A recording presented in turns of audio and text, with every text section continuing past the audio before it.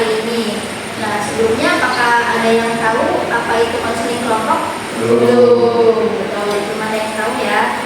Oke, jadi izin menjelaskan dulu ya. Saya izin menjelaskan apa itu konseling kelompok.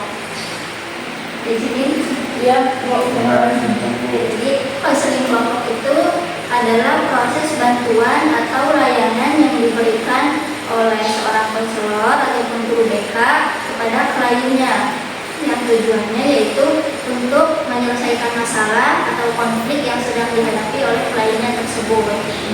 Jadi di dalam konseling kelompok ini ada yang namanya akses kerahasiaan, di mana nanti akses kerahasiaan ini cerita teman-teman yang nanti akan diceritakan atau pengalaman yang akan diceritakan nantinya pasti akan terjamin kerahasiaannya. Tuh. Nah, dalam konseling kelompok ini juga ada beberapa peraturannya. Di antaranya nanti ketika ada teman yang sedang menjelaskan, diharapkan teman-teman yang lain mendengarkan dengan baik. Nah, yang kedua, ketika nanti teman-teman sedang bercerita atau sedang menyampaikan pengalamannya, dilarang memotong pembicaraannya. Nah, terus ada juga yang terakhir yaitu saling menghargai. Sebelumnya karena ini pertemuan pertama ya, boleh perkenalan dulu, dimulai dari saya dulu aja ya. Perkenalkan, nama saya Tika Yomarwati. Kalian atau teman-teman bisa panggil saya Ibu Tika atau Mbak atau senyaman kalian aja. Boleh dimulai dari perkenalkan, nama saya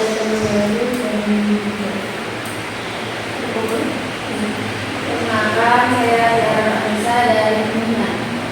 Perkenalkan, nama saya Muhammad Sultan dari Sains. Perkenalkan, nama saya Bahri dari Bandung. Di Bandung ya. Jadi sekarang kita akan memasuki sesi inti, di mana sesi inti ini adalah proses konseling kelompok dan nanti masing-masing dari teman-teman menceritakan pengalaman pribadinya tentang apa masalah yang sedang dialaminya tentang bullying ya. Dan mungkin teman-teman juga udah pada tahu ya apa yang dimaksud dengan bullying. Mungkin teman-teman punya pengalaman tentang bullying ini seperti apa, misalkan di kelasnya atau di mana dibully sama temennya, boleh diceritakan. Siapa dulu yang mau bercerita? Boleh? Saya Boleh, silakan. Jadi dari dulu saya tinggal sama kedua orang tua di keluarga saya kerja di Jakarta. Mungkin dari umur saya 5 tahun ya, dan saya tinggal di rumah sama nenek sama kakek juga. Nah, terus kalau siang nenek sama kakek juga pergi ke sawah gitu kan.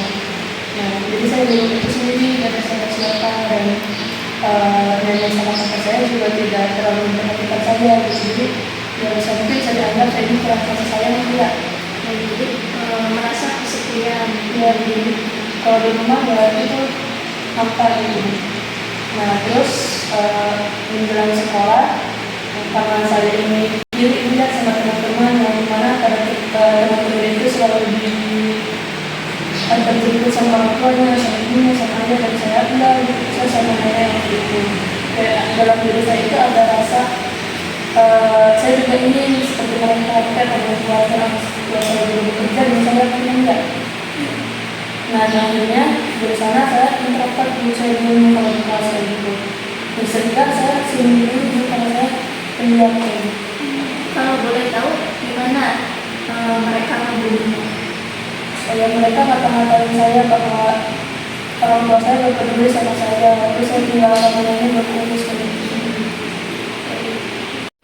Oke, jadi kita sekarang sedang merasa kesepian ya, karena orang tuanya jauh, terus Rita tinggal di rumah sama kakek sama nenek. Pun kakek sama neneknya sering pergi ke sawah, jadi Rita sendiri di rumah.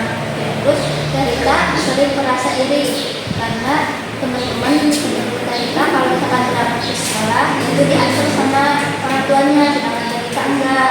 Dan dari situ Rita merasa sepi, kesepian, jadi sering sendiri di kelas ya.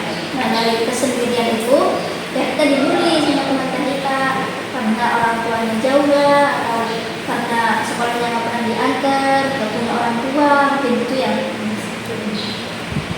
ada yang mengalami hal serupa sama tadi Kak? Saya Bu, Boleh silahkan. kesamaan saya dengan Rita itu sama kurangnya perhatian dari orang tua gitu.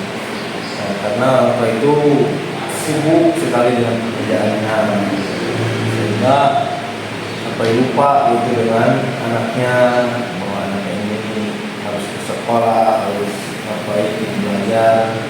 Nah, jadi saya lebih ikut ke kakek dan nenek. Nah, di situ saya sering bersama kakek dan nenek kesehariannya. Karena kurangnya perhatian dan didikan sama orang tua dan di sekolah, saya diecek lah, dibully sama teman-teman saya karena sama gitu,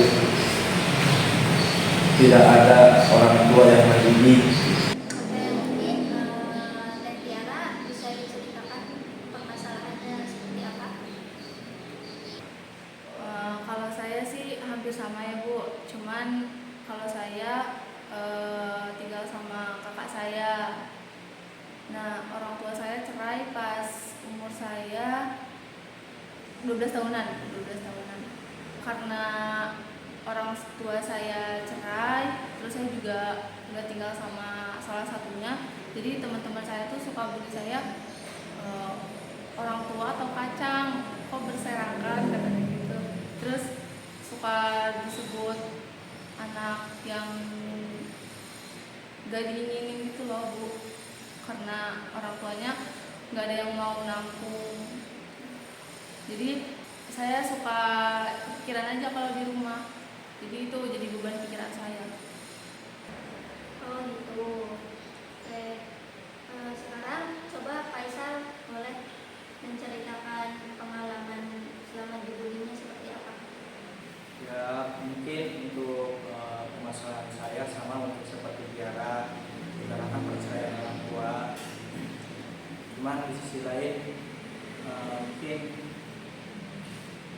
untuk cerita Pak sama Dita itu kan mereka masih tinggal sama neneknya atau sama kakeknya atau sama pamannya. Kalau Faisal itu tinggal sendirian Bu, jadi gak bergantung kepada orang tua, baik pun ke ibu ataupun ke ayah. Jadi apa-apa sendirian.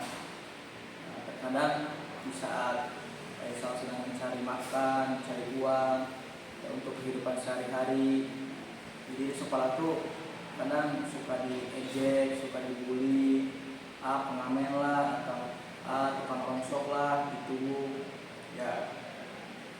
Kadang ya sakit gitu. Tapi di sisi lain mau gimana lagi. Oke, baik Mas Faisal. Jadi cerita Mas Faisal ini kurang lebih sama ya seperti Teh Tiara. Bedanya kalau Teh Tiara ini tinggal sama kakaknya, sedangkan Mas Faisal sendiri, cari nafkah sendiri, cari makan sendiri gitu ya.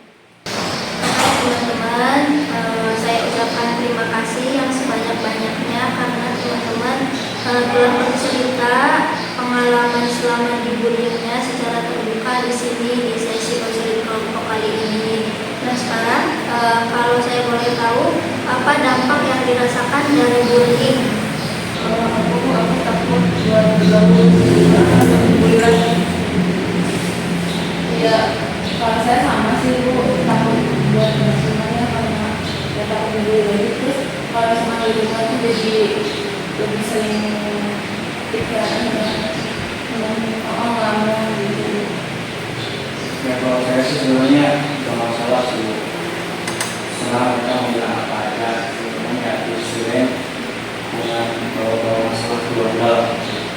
Kalau ya, untuk pribadi sih gak apa-apa, karena ini ya ini yang sampai menyerang keluarga, karena itu bukan urusan saya. Kalau saya Bu itu lebih ke marah, cuma dipendam gitu, yang saya rasakan kalau itu gitu. Kedepannya jika terjadi hal serupa, teman-teman dibully lagi oleh temannya di kelas atau mungkin di luar kelas, teman-teman bisa melaporkan kepada guru BK ataupun pihak sekolah terkait. agar nanti teman-teman dapat pembelaan dari pihak sekolahnya. Terus nanti si pembulinya juga mungkin akan ditindaklanjuti lebih jauh, dan mungkin nanti mereka akan merasa jerak terhadap bully yang telah dilakukan kepada teman-teman semuanya. Bisa saya simpulkan dampak dari bullying yang teman-teman rasakan yaitu tidak bisa bersosial dengan lingkungan sekitar dengan baik, terus kurang percaya diri, terus juga teman-teman mungkin sering memendam perasaannya karena tidak punya seseorang untuk kalian percaya, gitu ya. Baik teman-teman, ke depannya jika teman-teman mengalami hal yang serupa, teman-teman dibully lagi, saya harap teman-teman bisa berani melaporkan kepada pihak-pihak terkait yang ada di sekolah, entah itu guru mata pelajaran atau guru BK mungkin, agar nanti si pembuli bisa ditindaklanjuti oleh pihak yang berwenang di sekolahan. Selain melaporkan ke pihak-pihak sekolah, teman-teman juga harus lebih berani untuk menghadapi si pembuli tersebut, karena kita melawan itu bukan sebuah kesalahan, melainkan sebuah pembelaan terhadap diri kita sendiri. Oke, setelah kita melakukan sesi konseling kelompok dalam beberapa menit ke belakang, saya ingin bertanya kepada teman-teman semua, apa perasaan atau mungkin teman-teman ingin menyampaikan pesan dan kesannya selama proses konseling berlangsung? Ya, alhamdulillah ya. Sekarang agak ringan buat aku. Agak lebih berani juga. Jadi sebelumnya ini nggak mau berekspresi, berbicara. Sekarang lagi Jadi ada keberanian ya. bercerita. Jadi tahu juga kalau misalkan melawan itu bukan kesalahan, itu pembelaan. Teman-teman semua, terima kasih karena telah bercerita secara terbuka dari awal datang ke sini sampai sekarang. Mungkin untuk kedepannya saya harap teman-teman bisa lebih terbuka lagi atau bisa